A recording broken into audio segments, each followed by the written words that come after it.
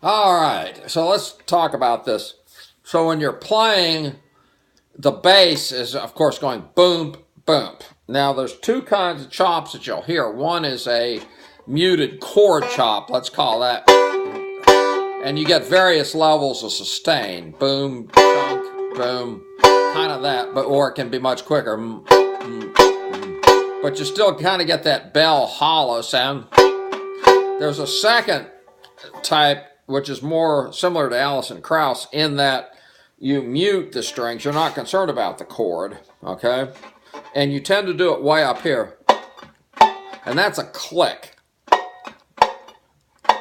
Okay? And you mess around with that until you're not getting any notes. You don't want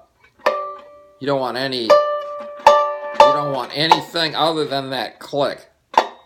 So and then the second thing you do is you just lock in with the bass, and I mean you kind of hear the music out of one ear, but you're totally hearing that bass. So boom, chunk, boom, chunk, boom, chunk, boom, chunk. See how that even that's not as clear as if you go up here. So let's look at this. Or this versus this. Okay? That's the sound you want. Okay, so, excuse the singing, but, so here's what it sounds. Take this hammer, carry it to the captain. Take this hammer, carry it to the captain. Okay? And it's just, now when you take your break, it would be nice if the mandolin player would assume that, but in this case, I don't think he's going to. Now, when you do your runs at the end of a verse, take this hammer, carry it to the captain. Take this hammer, carry it to the captain. And we can use the recorder to make sure that that is real crisp. Take this hammer, carry it to the captain. Take this hammer, carry it to the captain.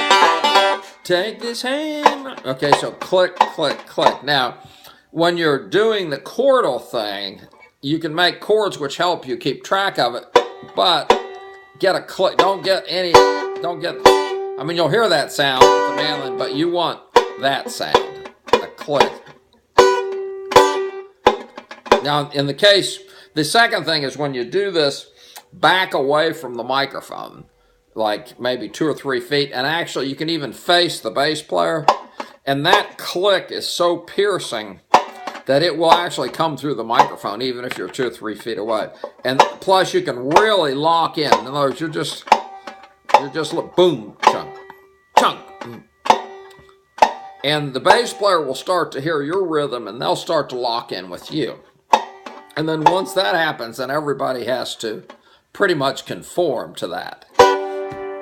So that's it. Hopefully that makes sense.